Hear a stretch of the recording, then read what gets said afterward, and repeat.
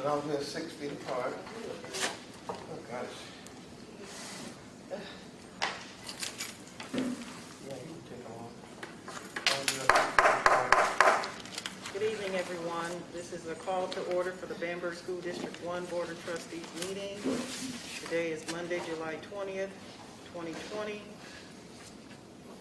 You have in front of you the agenda. You've all had an opportunity to receive and review it. What is the pleasure of the board with regards to approval of the agenda? Madam Chairman, I move that we accept the agenda as presented. We have a motion on the floor. Is there a second? Second. We have a motion on the floor and a second. Is there any discussion? If not, and you're in agreement, please signal by saying aye. Aye. Okay, there is no opposition, so the motion passes. Next on the agenda is item number 3, which is approval of the minutes from June 15, 2020.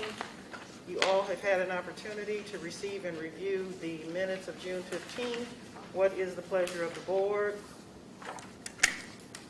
Madam Chair, without any changes to the minutes, we accept them as is. All right, we have a motion on the floor that the minutes be accepted as they are and as presented. Is there a second? Second. We have a motion on the floor and a second. Is there any discussion? If you're all in agreement, please signal by saying aye. Aye. There is no opposition, so the ayes have it. The motion passes. We are next on agenda item number 4, which is student staff recognition and superintendent's report. And at this time, I will turn it over to our new interim superintendent, Ms. Dottie Brown. You have the floor. Good evening, everyone. Good evening. I want to say I'm happy to be here, and to those individuals that are watching tonight from a distance, I wanted to say to them that I appreciate their support, and I appreciate the opportunity to serve them as well as you all and our children. So just wanted to say thank you for this opportunity. And I'll jump right in if it's okay with you.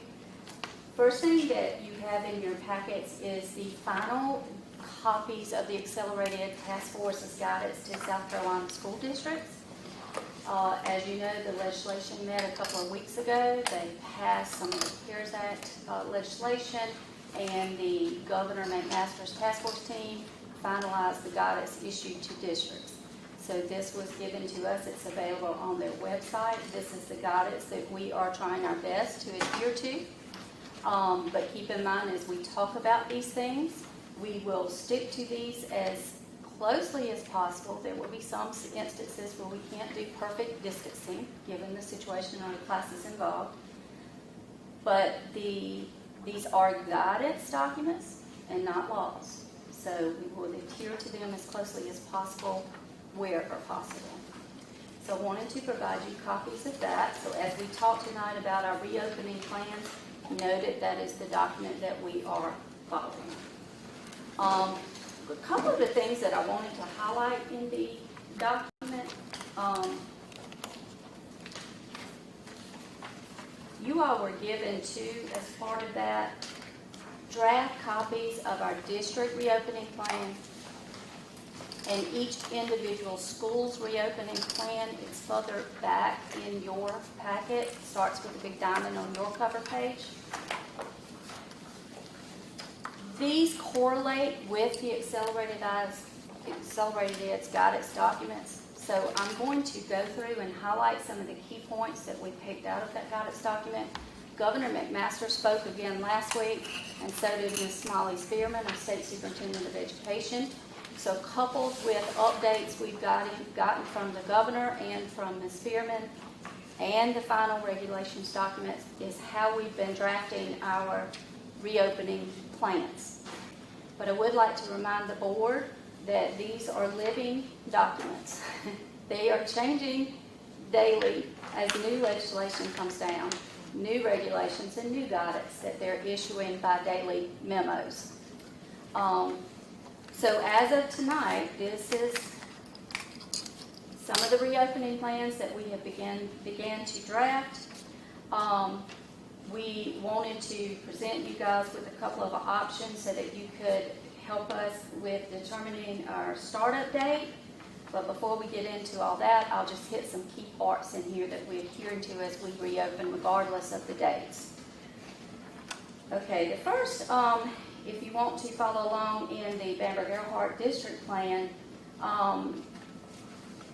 when we reopen, just like the summer feeding program, we will be required to feed our programs. If we choose an option tonight where we go all virtual or virtual plus face-to-face, we will still be required to feed all of our children breakfast and lunch, regardless of the setting they're in. So our food services director is working very closely with all of our principals and our transportation director.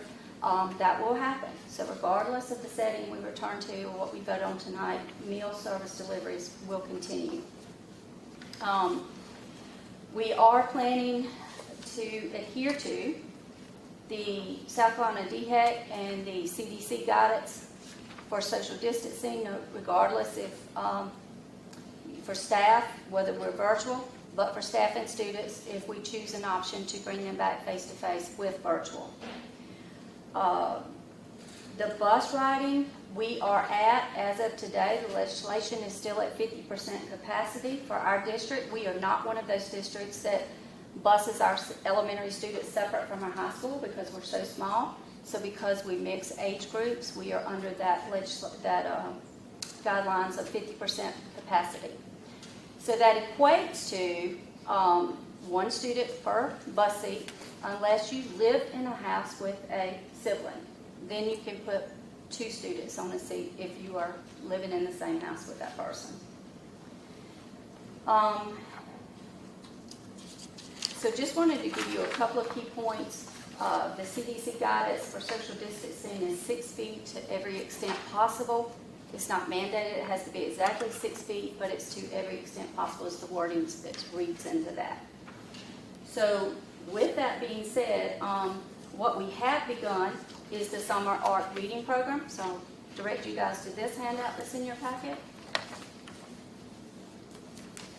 Under the CARES Act, if you were taking the funding under the CARES Act for summer programs, you had to offer summer reading and math camps to grades K through 2, and that had to be in person. That is in the legislation. We didn't get a choice to choose that. We issued invitations. We had a selection process for students attending that. That was students found to be most at risk from our most current assessment data, district-wide screeners and assessment data. We initially sent invitations out to almost 60 students, and I'm proud to say that we have over 40 attending right now. And I think we're adding more almost daily with parents bringing them in. They start late for vacation purposes and things like that. So we had a great response from parents and students to participate in that.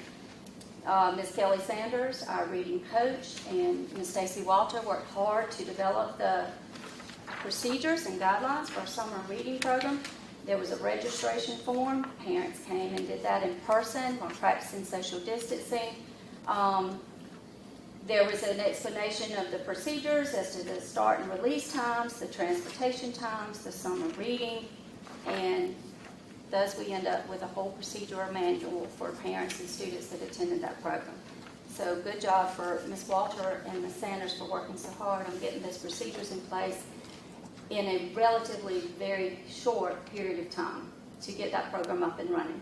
We started that program on July the 13th, and it will end on July 30th. It's running for 3 full weeks. And the focus on that, according to the legislation, which was required, is reading and math. Okay. All right. As you guys know or are aware of, the recent corona disease activity in our community is high. Bamberg School District 1, the State Department has a method for determining all school districts by county, whether you're in a low, medium, or high contagious category. Bamberg County has been deemed in that high category. It is suggested by the Accelerated Ed guidance documents that when you're in that category that you consider virtual. But in that same guidance document and in Ms. Spearman's individual phone calls to superintendents and to school districts, she suggested to take that as guidance, but to survey your community and make your decisions based on the needs of your community. She also tasked each district and said to the governor would form in our own district task force team. That was the first step in our following those guidelines. We have formed our district task force team. In your draft district reopening plans, you'll see a list of all the task force team members. It is comprised of myself, all the school administrative staff, the guidance counselors, department directors, coordinators, parents, and teachers. So we have worked together to present to you tonight draft reopening plans for each school and for the district.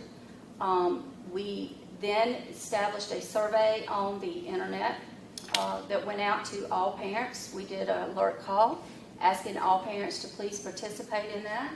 And as of today, okay, that's the virtual one, but we had over 500 responses for the parent survey, just asking what were your thoughts on reopening school? What are your needs for reopening school? Do you need transportation? Do you have high-speed internet at home? Do you have devices at home? So the first thing we did was survey our parents. We estimate the response number that we got to be between 50 to 60% of the enrolled students population in our district for parents, which is a very good response rate. The results of that survey showed that 40% of our parents, it's almost 50-50, 40% of our parents wanted a face-to-face option. They needed it for jobs. They needed it because of childcare. They needed it because they felt like their children need face-to-face instruction and be in the presence of a teacher.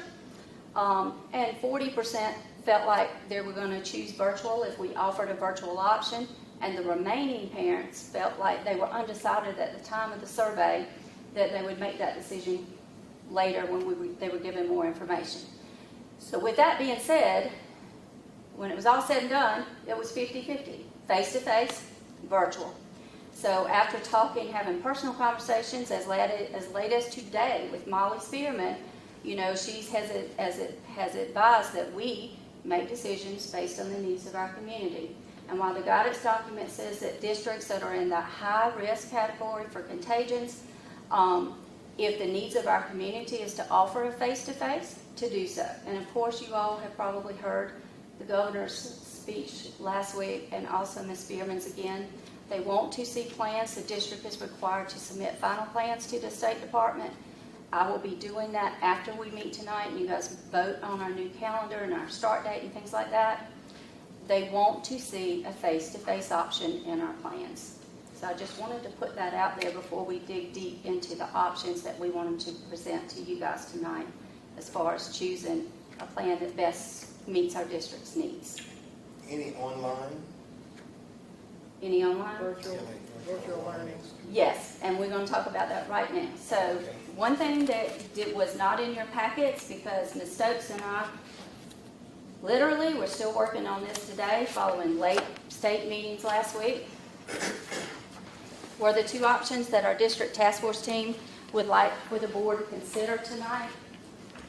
So I'll just give you, so it wasn't in the board packet, we were still typing them late today.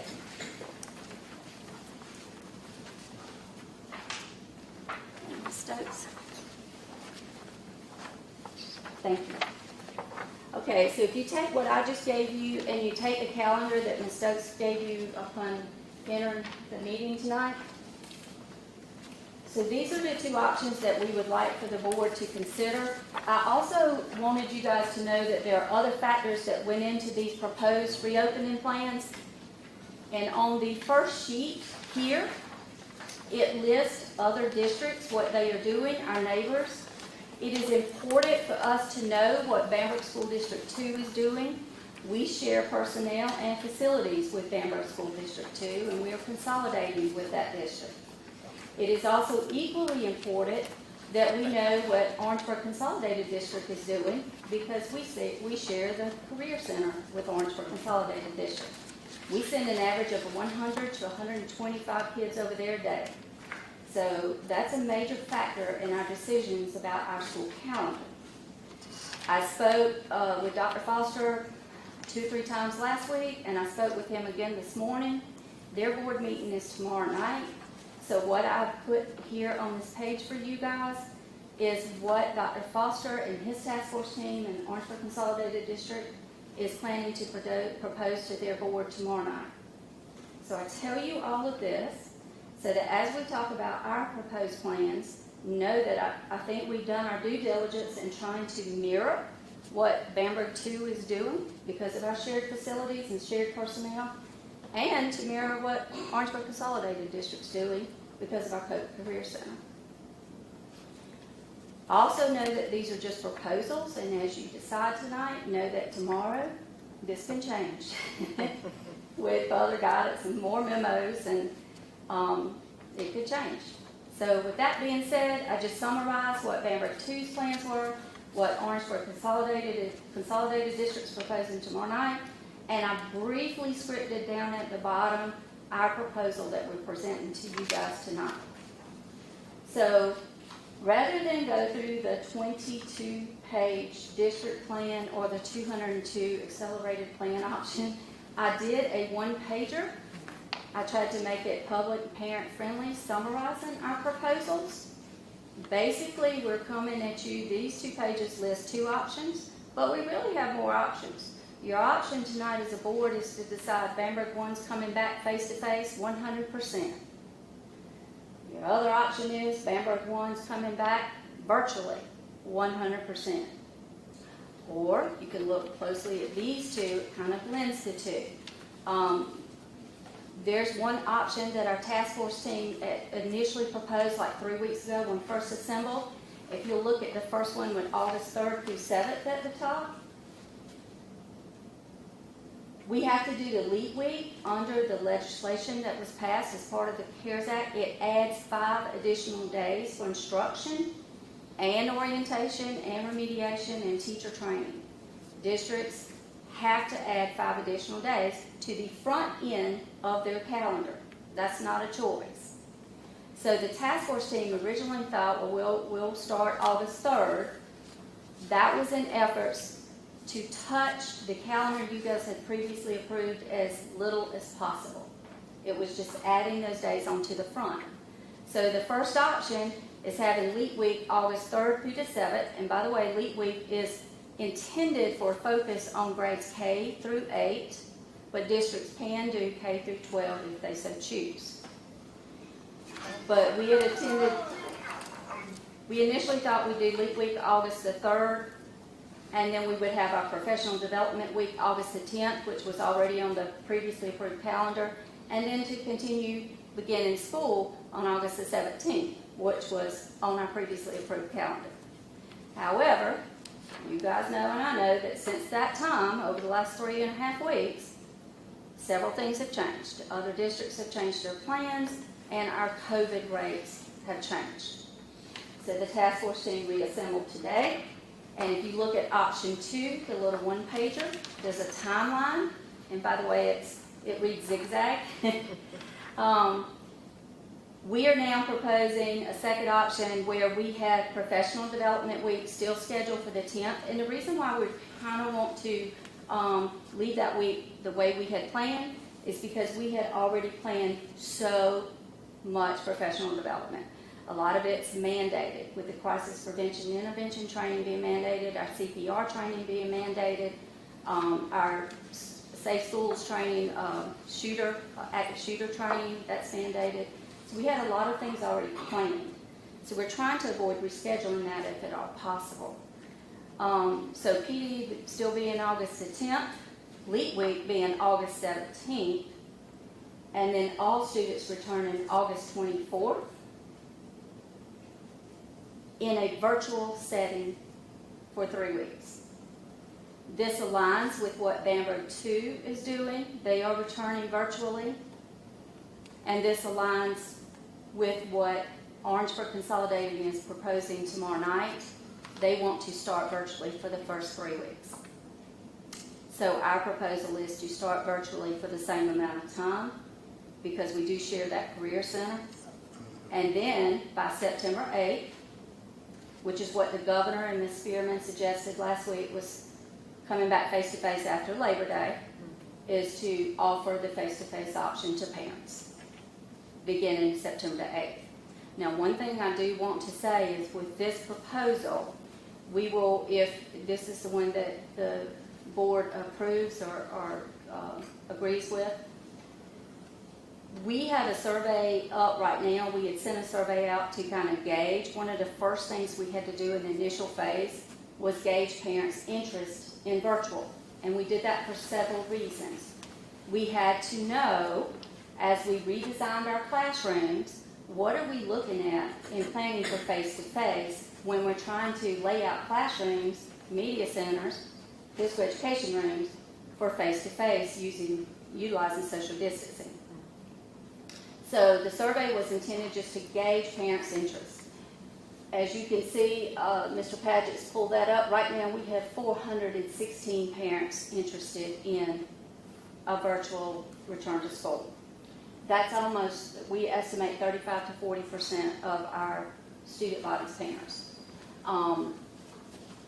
One thing, there will have to be another survey once you guys vote on the options that you're going to approve.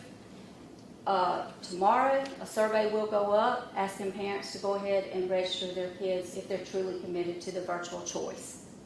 We need to do that because, as Ms. Spearman explained last week in the superintendent's call, we have to have numbers to arrange our classrooms and to schedule lunches and to schedule bus arrivals and to stagger school take-ins and dismissals and things like that.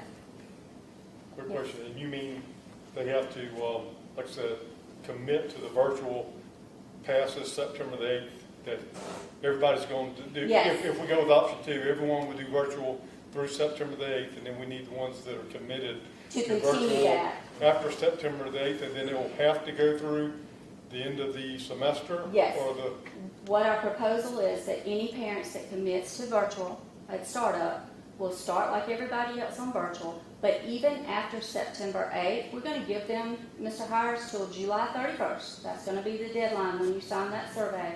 Sign up for virtual by July 31st. Change your mind by July 31st. We have had some parents that express interest, but then call us and say, I changed my mind, I need face-to-face. Well, Fine, we're going to give you the option to start registering tomorrow if you guys approve this model, but by July 31st, you have to have made a definitive decision. That means after July 31st, you can't change. And here's why. Like I said before, we have to have concrete numbers to be working with, plan our rooms and instruction and our schedules in our buildings. So to answer your question, if you sign up for virtual and you have a child in K through 8, you are locked into virtual for one grading period, which is the 9 weeks. If you have a student that attends grades 9 through 12, because we go by semester, closing grades out by semester, you are locked into that virtual option for one full semester. Okay. well, I guess Bamberg and Denmark have no choice because they both share the Korea Center. So That's you have correct. to go along with Orangeburg consolidated, and that will be option 2. That's right. You are right, Mr. Dunn. Okay, so we would be looking at, looks like we will be looking at option 2. So from August 10th, well, there's a week there for PD, professional development. Correct. But beginning August 24th, that will be the actual date that a student will actually start working on classwork, but virtually. That's correct. All students. That will be All our students. official start date of school. Will be Okay. August 24th for all students. For students, If you okay. guys approve on this option. And they will do the virtual for, at that point, it would be 2 weeks. From August 24th, is it 2 weeks? From August 24th to September? Yeah, that's about 2 weeks. Mhm. So they'll do virtual for those 2 weeks. And then on September 8th, you will have already gotten those Right. surveys in, and you'll know who's going to stay virtual That's correct. for the rest of the 9 weeks and those who are going to come in face-to-face. Correct.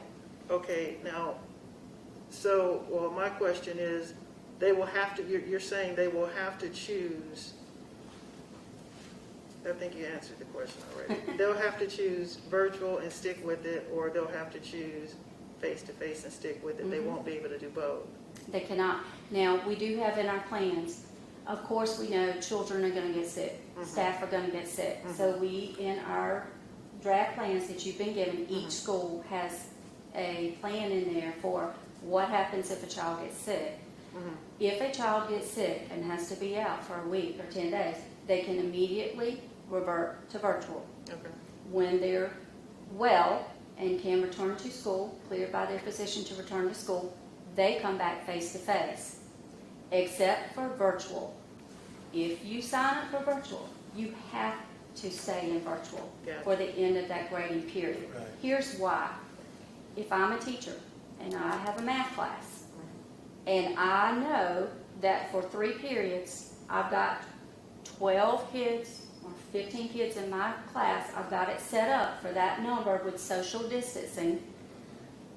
I can't have on September the 9th 20 kids walk in my room, and I have it prepared for that. Okay. That would not be good for the children nor the faculty and staff. Okay. So we have to be reasonable. We want to give parents options. They've asked for options. They responded to our surveys.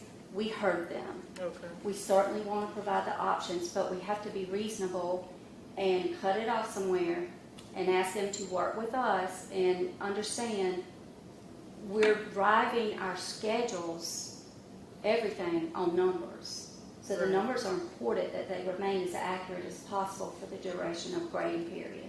Quick question. After September the 8th, we'll be doing face-to-face and virtual. Yep. The virtual classroom will be taking place at the same time period as the face-to-face, and it'll just be a video camera set up in that Yes. classroom during that duration. They'll be taking the same tests, Yes. doing the same quizzes, during the same And time that, period. that is a good question. In our state plans that we submit, we have to put in there that quality instruction aligned to the South Carolina state standards in every content subject area and aligned to the college and career readiness, the South Carolina profile, graduate profile. We will continue to do that. So whatever the content is being covered in a classroom will be the same content that a student receiving distance learning or virtual learning will receive. And our pacing guides will stay the same.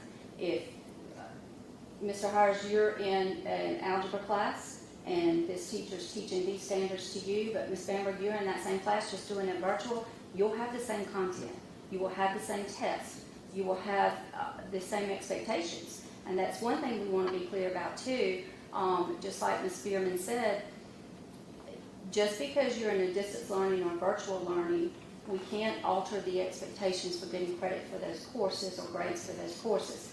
No more pass-fail grading like we did last year in a cinch for finishing work and turning in learning packets. Your work will be submitted via that distance learning platform, which I'll talk about in just a second, and it's going to be graded. So just as if you were sitting in that room. And if you have a deadline, say an essay on Othello in English 4, the deadline for you, Mr. Hires, physically sitting in that room would be the same for Ms. Bamberg, who might be participating in that course, distance learning or virtually. September 8th is on a Tuesday? It is. It's the Tuesday after Labor Day. And for me saying that, I think that I was looking at Jerome Singleton, I think he was the president of the South Carolina High School football, but they want to begin football on the 11th Yes. of September. So I look at that as September, they want to fall in that same considerable week. Yes, and South Carolina High School League met last week. I was going to dig into that after we talked about this. I was going to ask I'm a you. little ahead of the Yeah, I want to make sure we kind of stay on track. So I don't want to move to the approval of the calendar just yet, because I want to make sure that, I know that all this information you have listed, A through F, is informational stuff. But with reference to this, so plan number 2 is reflected on the particular calendar that you just handed out, that Ms. Yes, Stokes handed out. that is correct. Okay, so that relates to that. So the previous calendar that we have received and in our, did we have one in our packet? Yeah, I the thought we one had in one. the You were. packet. Yeah, we're gonna That do was it. for option 1. The one that was in your packet correlates with option 1. Gotcha. The Okay. one that Ms. Stokes handed out today, after all our new meetings we've had last week and today, correlates with option 2. Okay, gotcha. And our calendar is really based on Orangeburg. Yes, Well, it and- is. and But keep COVID-19. in mind, Orangeburg Board meets tomorrow night. Right. Dr. Foster was kind enough to share with me his draft calendar that he plans to propose along with his options. Right. So there are several, same options as you guys are considering, the same number of options. So Okay. while you're talking about the calendar, Ms. Walker, as you go into approving a option or the calendar, know that I could be calling our board chair tomorrow saying, Ms. Walker, we need another call board meeting because it's had to change In other words, like for you said- various reasons. Like you said earlier, live documents. Yes. Yeah, okay. All right, so before we do that, regarding 4A, is there anything else you wanted to talk about on the item number A?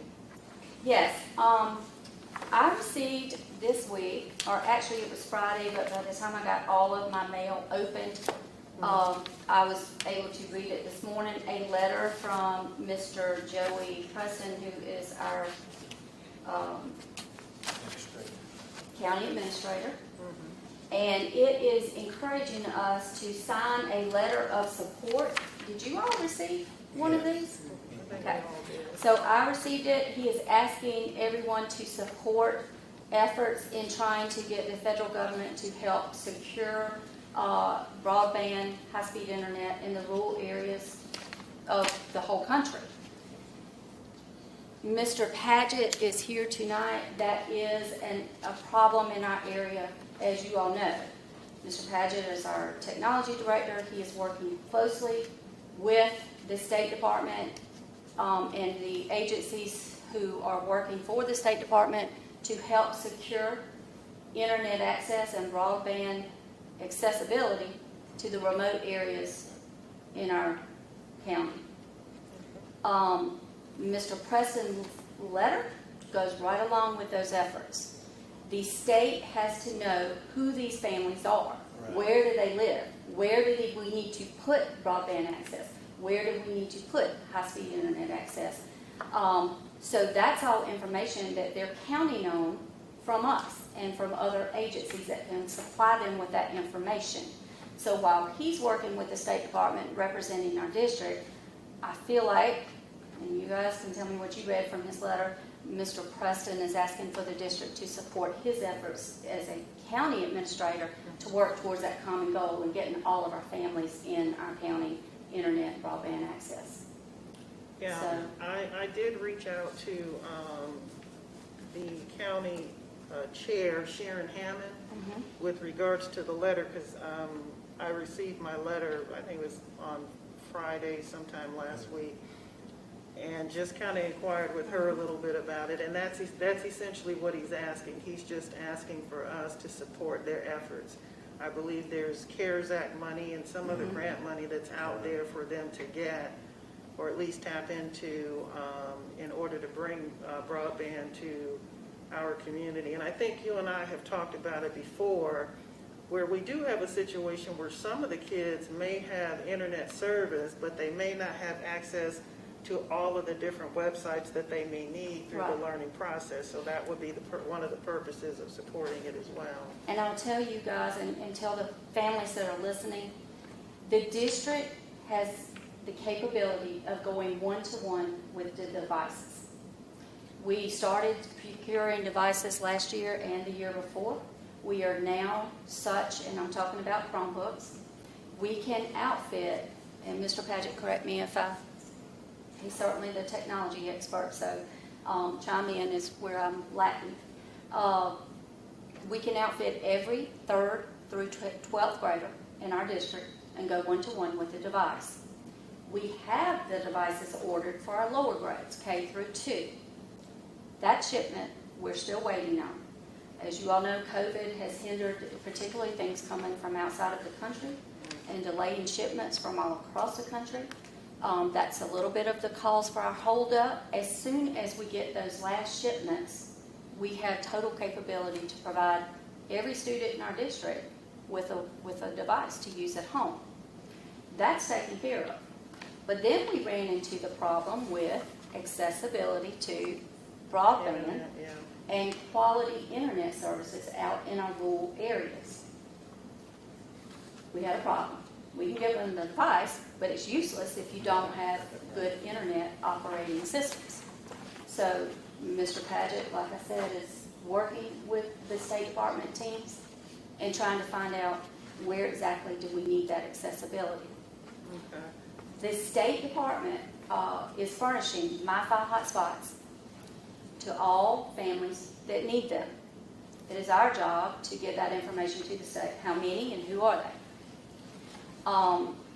However, Mr. Paget, you want to explain more about that? They're only paying for the devices through a subscription plan through December? Correct, yes. Under Act 142, we've received priority consideration for the funding for the hotspots through the State Department and ORS. They're only paying for these devices from August until December. After that, we pick up the device cost. However long we seem fit for subscription. So yeah, that's how long the state's gonna pay for it. So they're only gonna kitty it for 4 months, that's it. After that, we pay for it out of CARES money. So that time frame is what Janice was talking about, that would be taken care of by the CARES Act or the HERO Act? Correct, yes, sir. We would use our CARES money to procure that, correct. So this survey here, which is part of the packet of information and what you have listed on the agenda, this was sent to all of, explain who that was sent to. This is sent to all parents in the district. Okay. This is to gauge exactly what their home internet access looked like. Whether it was, it just asked specifically if they had internet access, what type, was it high-speed DSL satellite? Do you live in an area where DSL was even an option, or high-speed internet was even an option? Because with this, under Act 142, we have to identify exactly their addresses, where they live, so we can make sure they're eligible for that program. Okay. And so that was already done? Meaning the survey was already sent out to? Yes, ma'am. It's actually a live survey right now. Oh, okay, gotcha, Yeah, gotcha. Click on it and go in. It's actually got 213 responses right now, so it is a live survey. Okay, gotcha, it's Yes, a ma'am. live survey, gotcha. That's correct. Okay, okay. So, yeah, and I do want to thank, again, the parents out there just listening. We have sent out surveys, and they've been very good at responding. So I said earlier, we had 400 and something responses. That's responses to our initial survey that we sent out about how do you feel about returning to school? How do you feel about face-to-face? How do you feel about doing a virtual learning option? Do you need transportation if we were to return face-to-face? Do you have a device? Do you have, it was like an initial get a feel for your population kind of thing. That was the 400 and something responses. This one right here specifically dealing with high-speed internet, so it's a little bit smaller in response rate because that gives us a truer picture of who's out in these rural areas that needs these devices, and it's a little over 200 right now. Okay. But if someone was to click on the survey and take it now, you'd see that 213 response immediately change to 214. So it's in live time. Okay. So now, all the board members, did all the board members receive a letter from the county? I did. You did, okay. So we would just simply need to sign that, and we can then And turn it send in. back to the, We can turn it, can we turn it in? I mean, I bought mine tonight, if we can turn it in to maybe And Ms. Jeanette or. that's what I was going to do after I talked about the purpose of the letter with you guys, is put it on our letterhead, sign it, and ask Ms. Stokes to mail it back to Mr. Preston tomorrow, because I know it's pressing.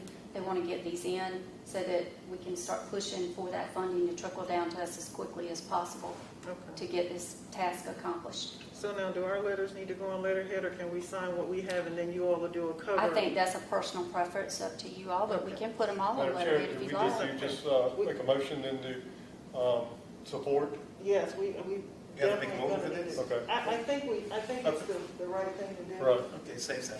Well, I Yeah. move that we support the request for broadband service in the rural areas. Okay, we have a motion on the floor that we support, which is for Bamberg County. We support their efforts with regards to their broadband service for the county. Is there a second?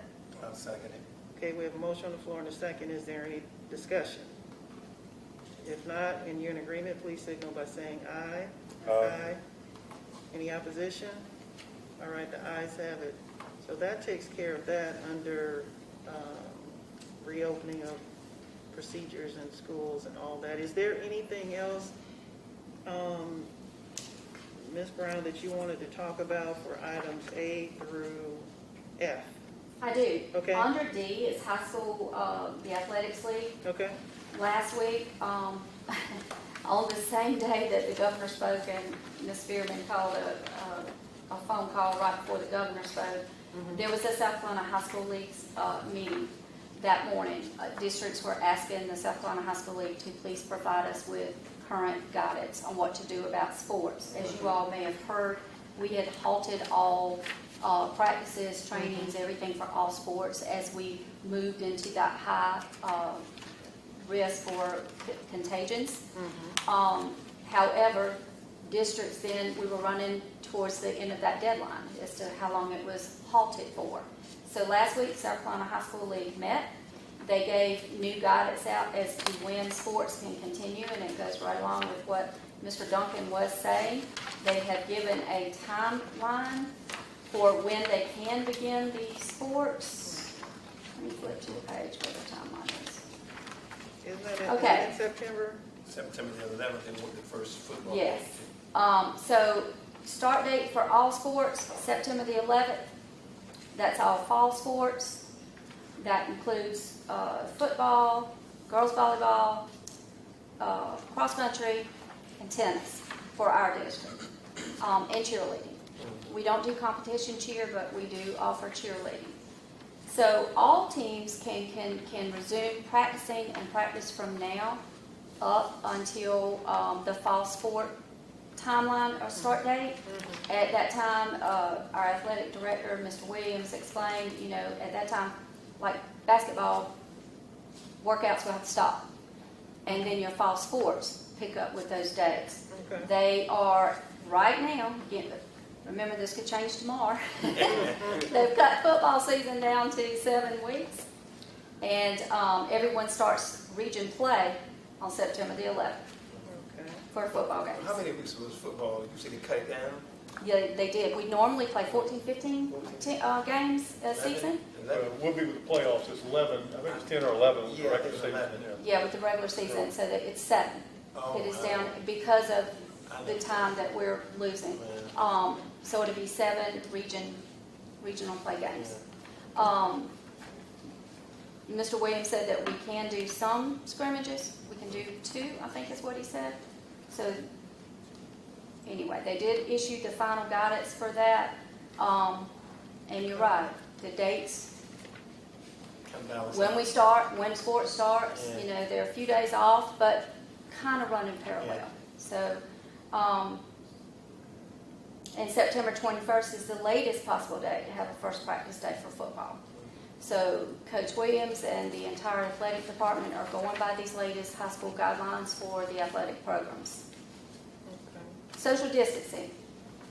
All football players, they're returning to, earlier last month, I think Ms. Schwarting issued to you guys the phases that you're in phase 1, you're in phase 2 as you progress through the sports program or the practicing and then to the games and things like that.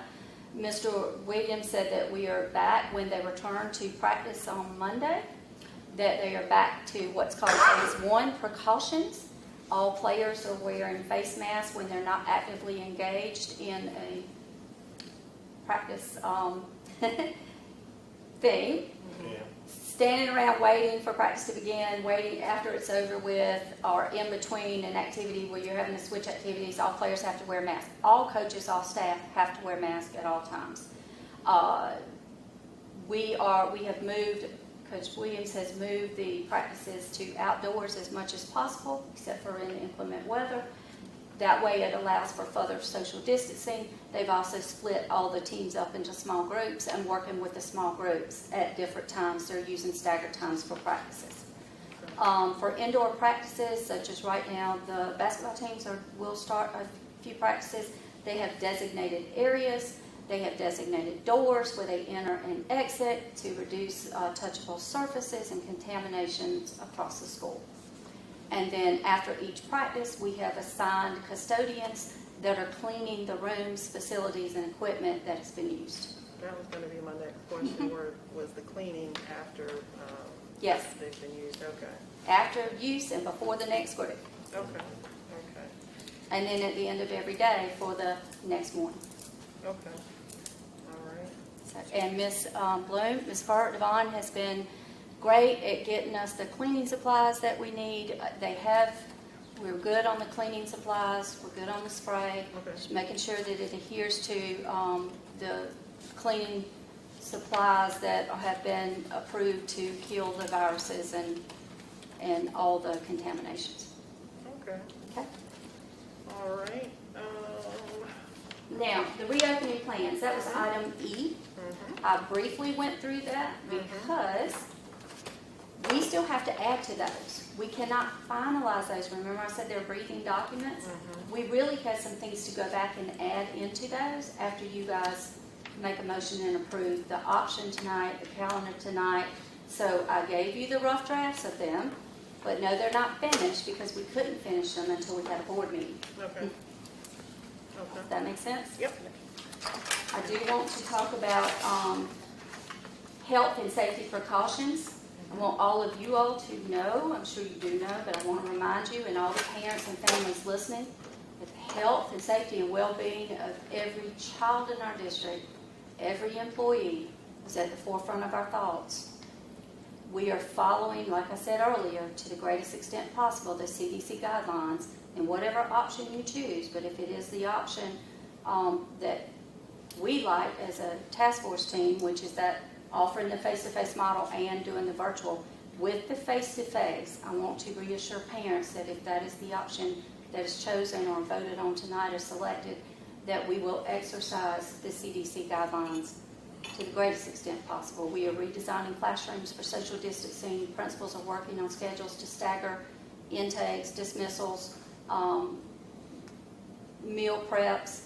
How are we going to deliver those to the classrooms, or are they going to eat in the lunchrooms, that kind of thing. So the plans you have in front of you are working drafts. So after tonight, when you make decisions, we'll go back to the table tomorrow and try to plug in the missing parts. Okay. And then we'll provide to you guys, I can get Ms. Stokes to mail them, or I can email those to you all as we work to near completing them. All right. F? So we make a motion then, Ms. Moore? High school registration, I know that we talked about the calendar briefly. This is something different. Mr. Ulmer, guidance that the high school has planned for high school registration to begin the week of August the 3rd. We want to continue with that with your guys' approval, because they have set up different times. You know, the juniors come on one day, the seniors come on one. Well, they went a step further and they've reduced the numbers reporting for registration at one time. So they're using a different staggered schedule. That will also limit the number of students in the building the next week and will not impede on all the professional development that we have planned for the following week if we stick with that. So right now they have scheduled registration to be the week of August the 3rd once you guys approve that option. And if you don't, we'll go back to the drawing table. But we were trying to work around PD, the LEAP week, and the art week and everything else. Registration will begin that morning to, Yes, all the students, you said August 3rd, August 5th? it's the week of August 3rd. I think it's actually set up for Tuesday, Wednesday, Thursday. Okay. Yeah, Tuesday, Wednesday, Thursday, and Friday. And then students will be given appointments as to when to show up for that. Yeah. And then that will also allow time for makeup. Let's say that your appointment is on Tuesday at 10 o'clock when you're supposed to come, but you can't for whatever reason, there'll be some makeup time built into that schedule as well. Okay. And the following week during the PD, there will be some wiggle room in there to do makeup registrations for that as well. But parents will receive, after you guys decide on an option tonight, further explanations and explicit directions for that, for that week.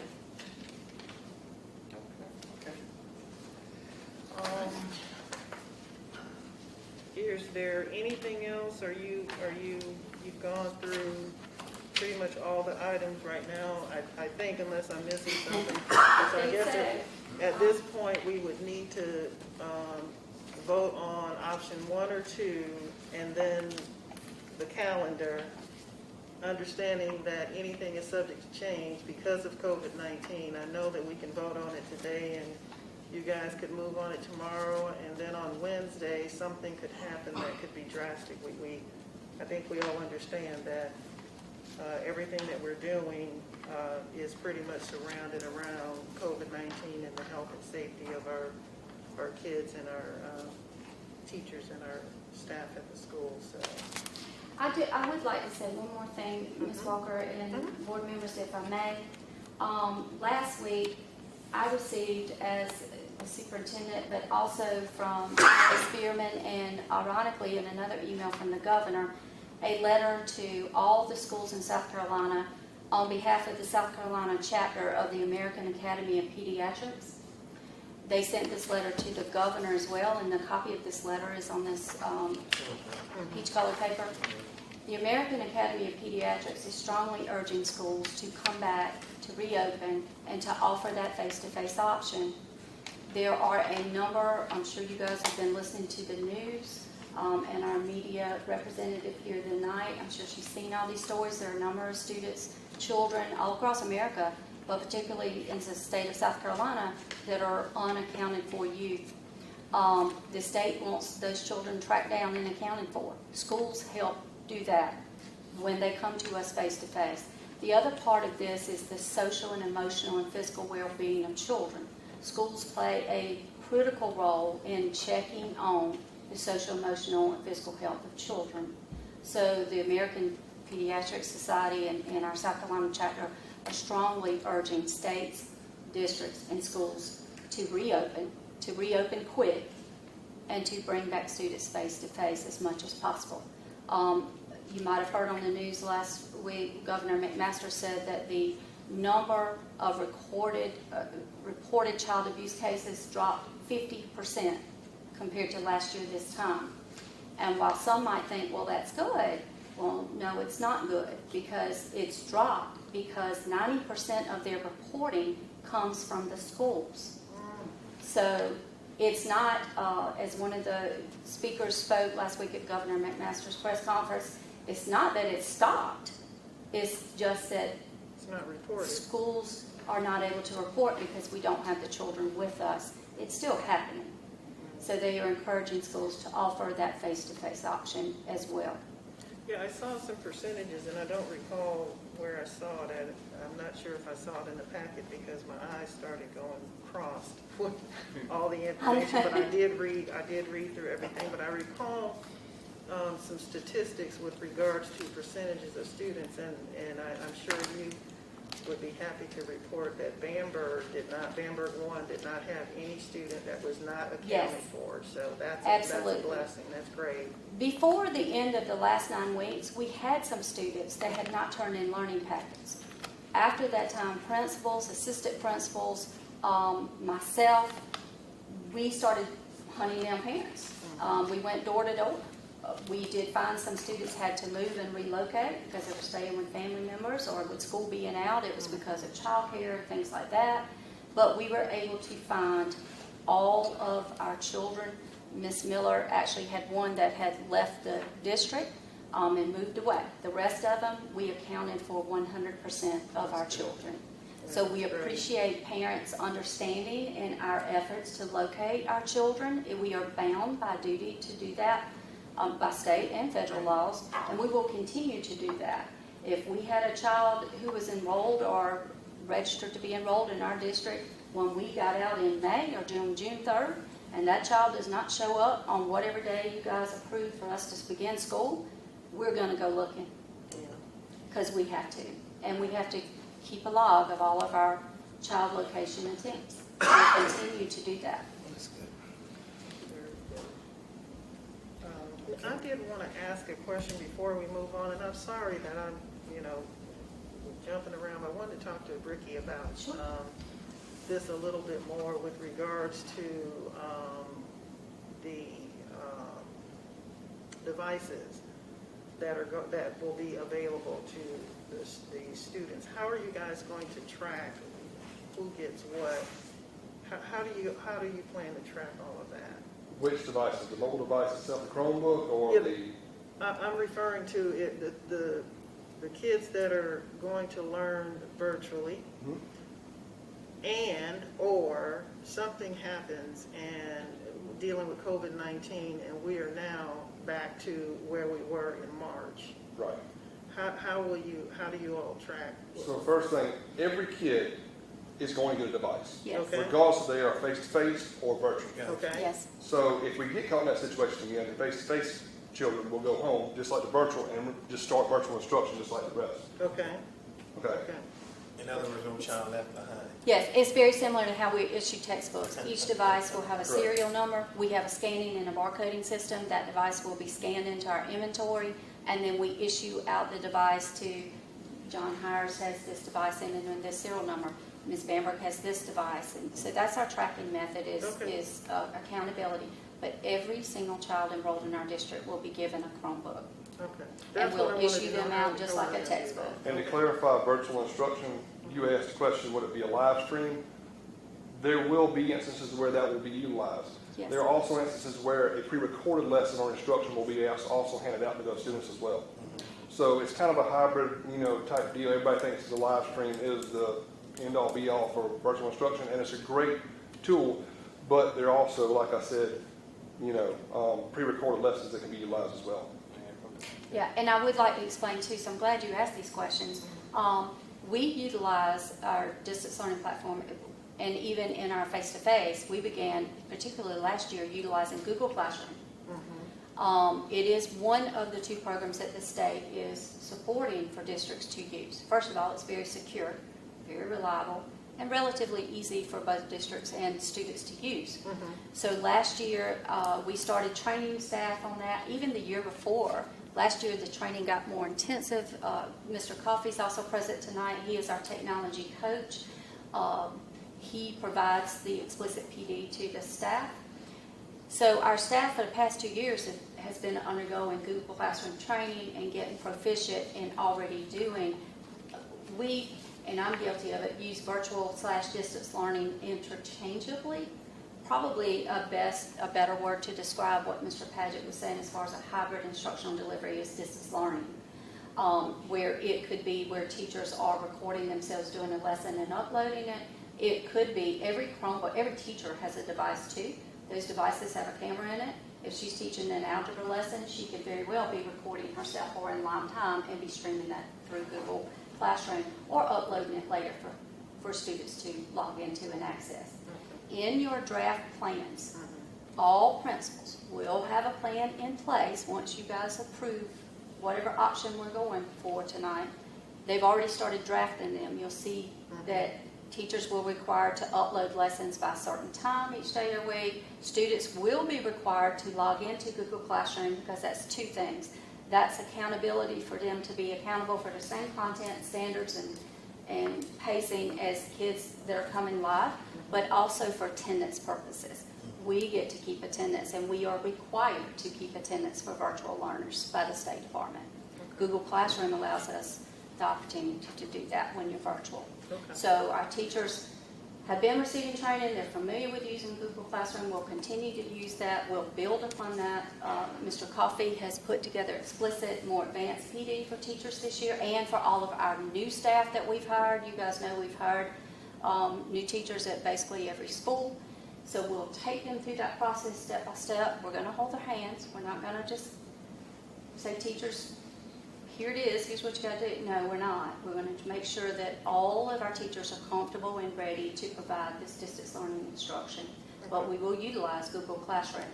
There may be, we have a child preschool task force team. We assembled a separate task force team to focus on 3 through 5-year-olds, 3K, 4K, 5K. And even, we actually asked a first grade teacher too. We're meeting with him Thursday. We may have to tweak that a little bit for our younger kids, but it'll basically follow the same format. Okay. And all your students will have like the same duration to take a test, whether it's virtual or in class. I mean, your in-class students won't be limited to an hour and 30 minutes of class period to take the test, where your virtual kids at home could have a day and a half to take the test. You understand what I'm saying? Yes, and teachers, to my understanding, have that capability to put Okay. restrictions on assessments and things like that. It is my understanding, and I too am taking the classes. I don't like to ask teachers or staff to do things that I'm not willing to do. Mr. Coffey's working with me. They even have the ability to watch the student in real time take assessments.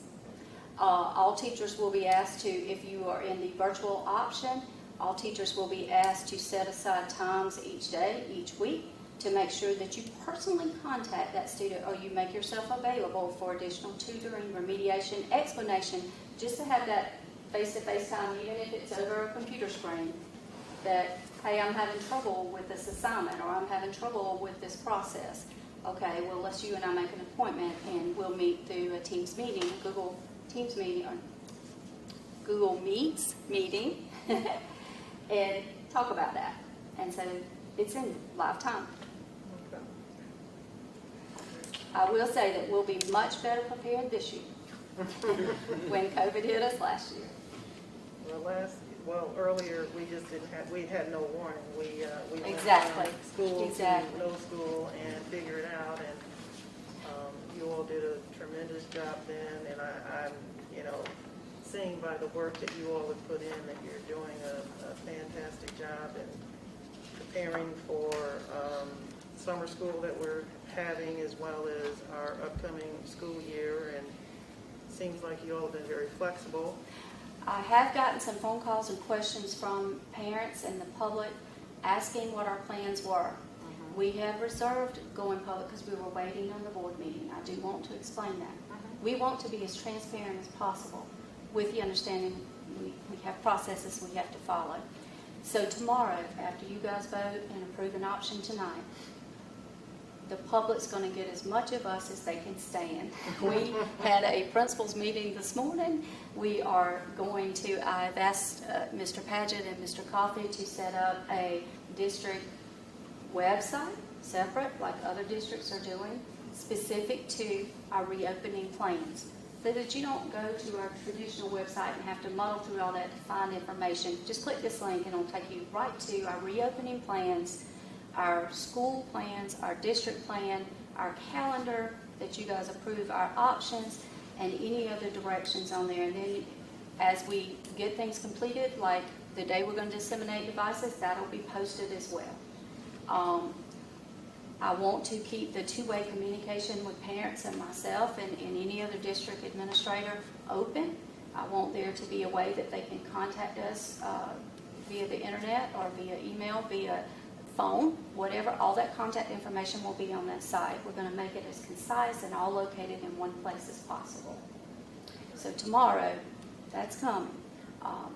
A letter will go out from me to our staff. A letter will go out from me to our community. Letters will go out from principals to all the parents of students in their buildings, explaining this is our next step. Okay. And we'll keep them informed, moving forward as best we can, given all the webinars and memos that we get every day. Well, if we are finished with A through F, if we're finished, then we can talk about voting on option 1 or 2, and then also voting on the school calendar with the understanding that something could change. But before we do that, I wanted to just extend, on behalf of the board, a sincere appreciation to everyone in this district that has had to deal with all of this, from the paperwork to the phone calls to the meetings and all of that. Ms. Brown, you've been phenomenal with, getting all this information. Our IT individuals, Mr. Coffey, Mr. Paget, all the way over to our finance person who I think she's got 50 jobs. Devon has been tremendous. Mrs. Stokes has been outstanding. And our teachers and our principals with having to come together and put all this stuff together, I think we've got one principal who is in here. Is she still in here? We have Mrs. Miller, who's here tonight. I've just been in contact a lot with you and keeping up to date with this, and also listening to webinars and things of that nature. And you all have done a phenomenal job, and I'm just, on behalf of the board, and I know the board feels the same way, just very appreciative of all the work that you all have done, are doing, and will continue to do. You are very, very valuable to this district and very valuable to this community, and I didn't want another minute to go by without recognizing all of you and individually by your name. And all of those out there, the teachers that may be listening and the staff that may be listening, the parents, we thank you as well with regards to just dealing with us through the uncertainties that we've had with COVID-19. It has not been easy, but you all have been very, very beneficial in being able to make their jobs a little bit easier by responding to the surveys, and the teachers and all the staff, all the way down to custodians, everyone. We just appreciate you so much. I know it's not easy, but you all have done a phenomenal job, so we really appreciate that. And Ms. Brown, if there's nothing else for you under that particular segment, then we are ready to vote if the board is okay with that. You obviously have listened to a lot of information. We have option number 1, which is the previous calendar that you have, and then we have option number 2, which coincides with the calendar that was handed out today. And we've talked about it, you've heard about it, and what are your thoughts with regards to voting on option 1 or option 2? What is the pleasure of the board? Madam Chairman, I move that we approve option 2 for the reopening of our schools. All right. We have a motion on the floor that we approve option number 2. Is there a second? Second. We have a motion on the floor and a second. Is there any further discussion? If not, and you're in agreement, please signal by saying aye. Aye. All right, there is no opposition, so the ayes have it, and the motion passes with regards to option number 2. So, Ms. Brown, you can go with that. Now we have the draft of the Bamberg School District 1 2020 through 2021 calendar, which does coincide with the particular option that we just voted on and passed. What is the pleasure of the board with regards to the draft of the calendar for the school? Madam Chair, I make a motion that we accept the calendar for 2020 to 2021. All right, we have a motion on the floor that we accept the calendar for 2020 through 2021. Do we have a second? Second. We have a motion on the floor and a second. Is there any further discussion? If not, and you are all in agreement with this, please signal by saying aye. Aye. All right, there is no opposition, so the ayes have it. The motion passes, and you have that on that, Mrs. Brown.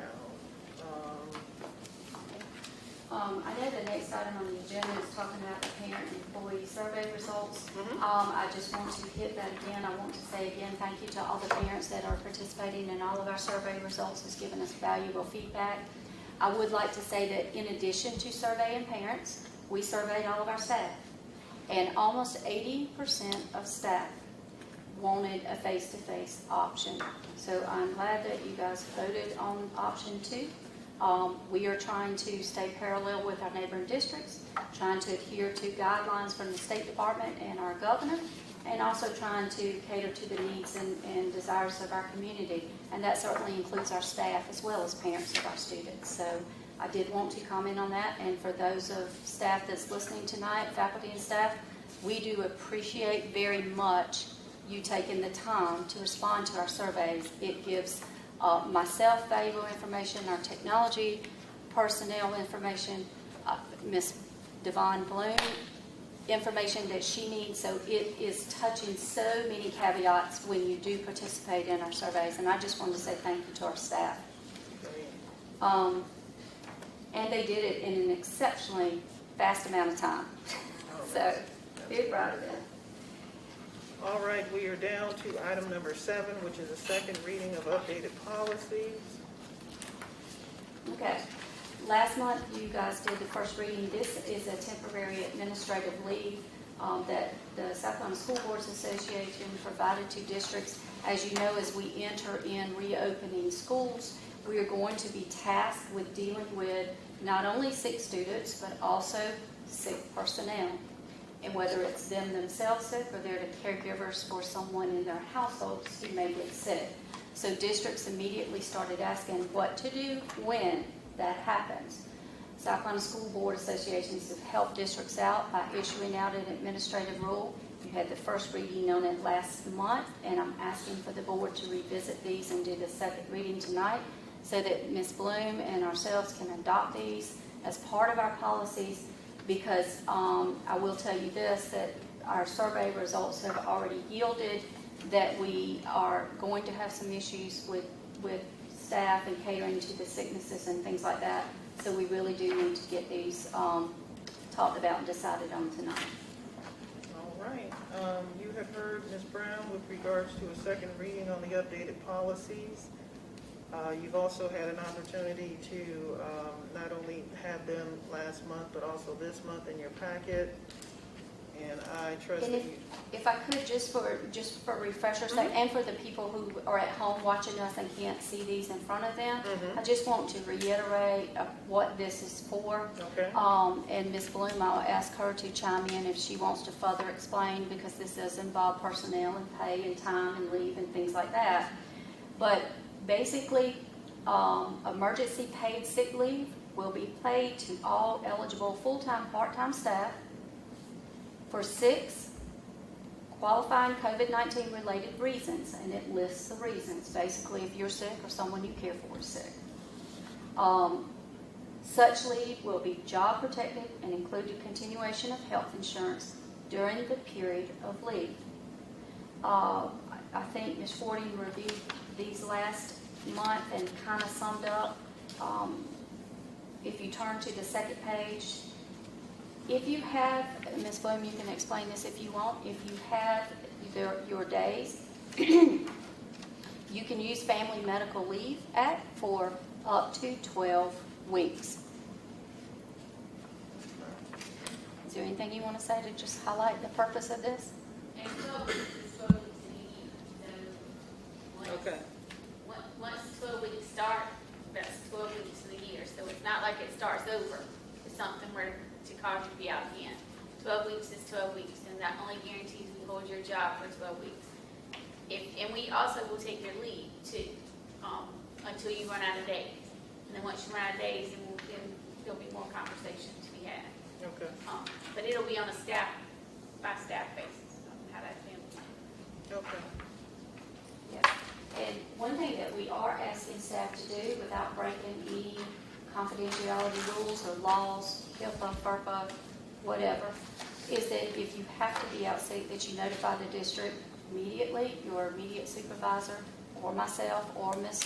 Bloom, so that we know the reasons why you're out and we can plan accordingly.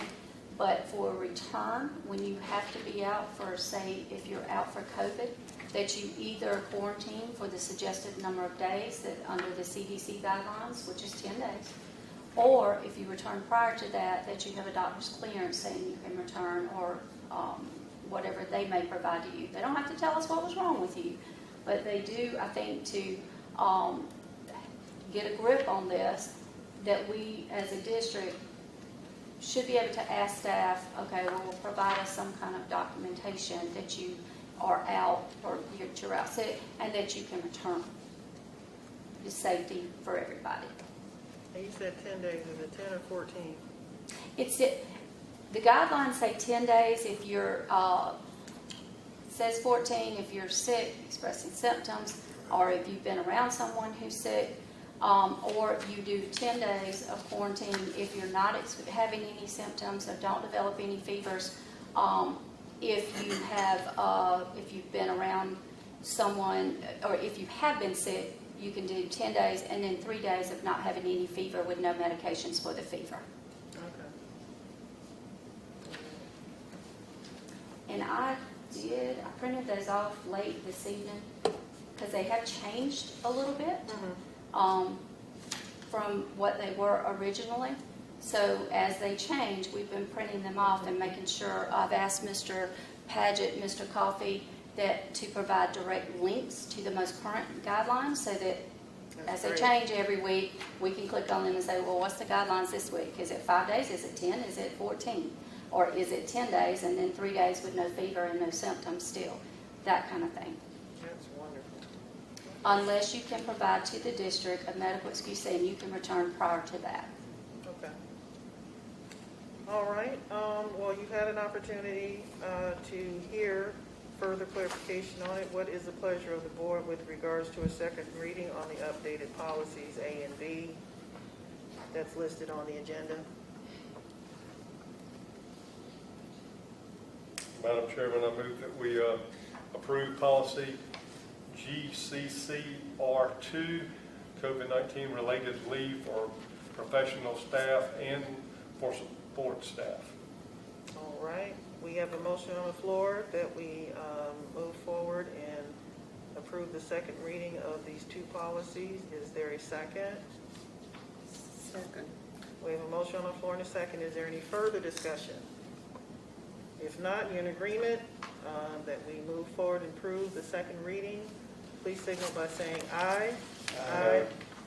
All right, there is no opposition, so the ayes have it. The motion passes. And we are now down to visitors' comments.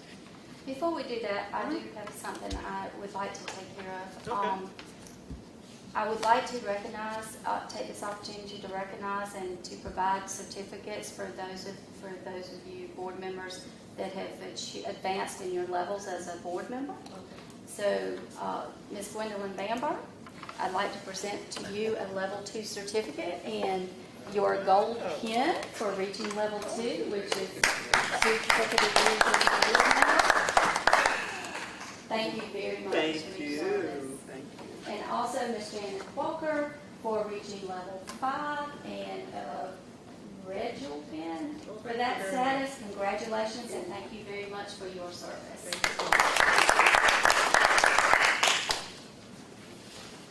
Couldn't have done it without all of you and all of the community. All right, next is the visitor comments, which is item number 8. And we don't have any that's signed up for the visitor comment sign-in sheet.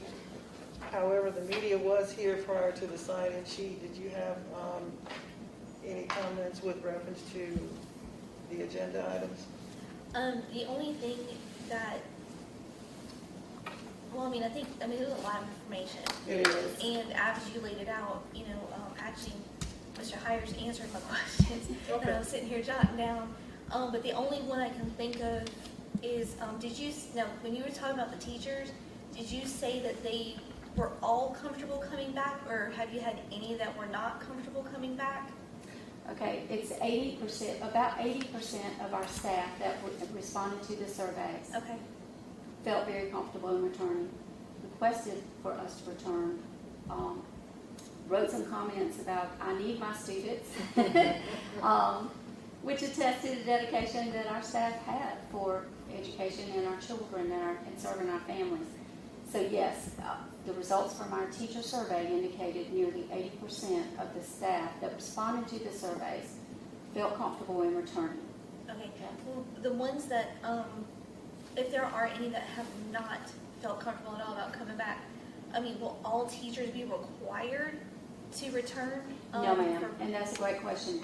They will not be. If you have a medical reason for preventing you from returning, for instance, you yourself might have a medical condition that puts you at high risk or medically fragile, and this is good information for everyone to know, board members and the public that's listening.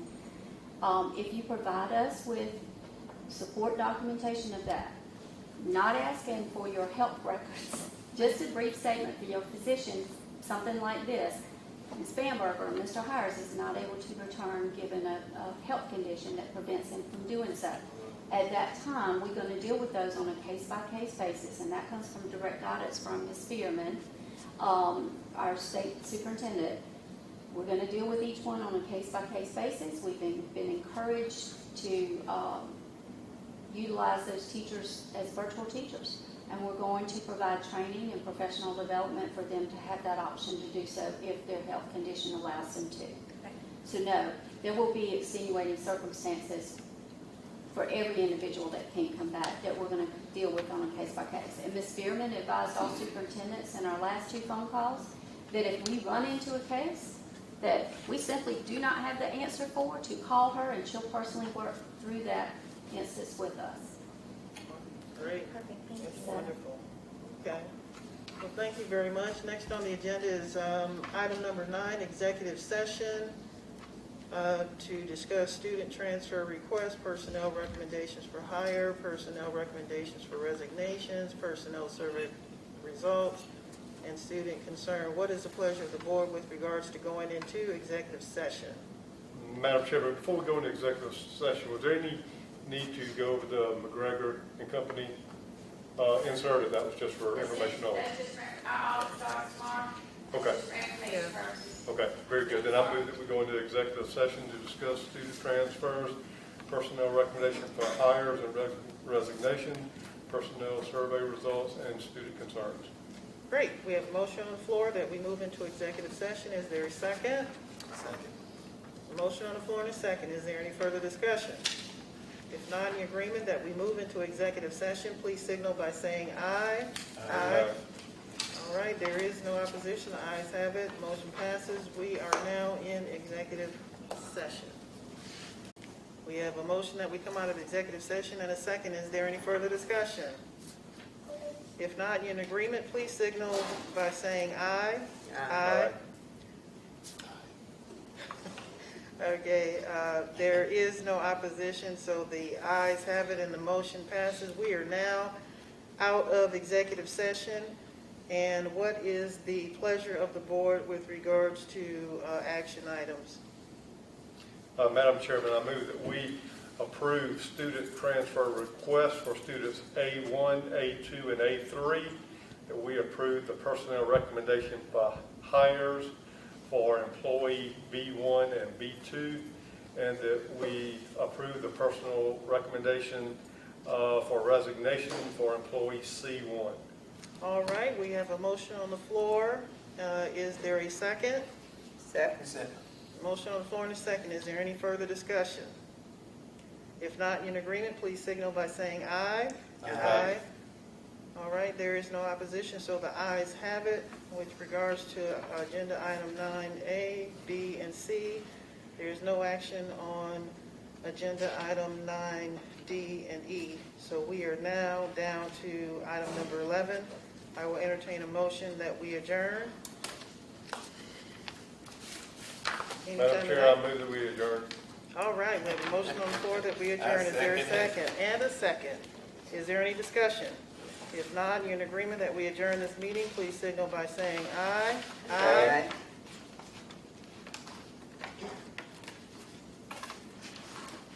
Mr. Duncan? Aye. All right. There is no opposition, so the ayes have it. The motion passes. The meeting is adjourned.